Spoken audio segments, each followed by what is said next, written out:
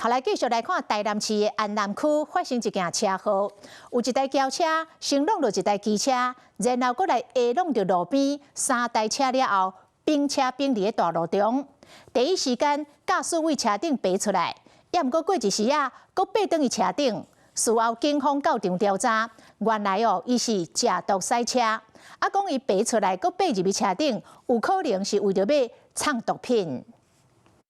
一件轎車向偏正邊撞到一個烏多擺了，佫撞到停佇路邊的幾台車，後來幾台車是180度平坦衝。這個騎烏多擺人被撞到了，連人帶車倒佇塗骹，愈入邊一台轎車的車骹。昨下晡3點42分，發生佇台南市安南區均安路5段的這件車禍，當時肇事駕駛家己爬出來，他自己就爬出來，然後爬出來之後，他又爬進去裡面，我們以為是裡面還有人，就裡面沒人，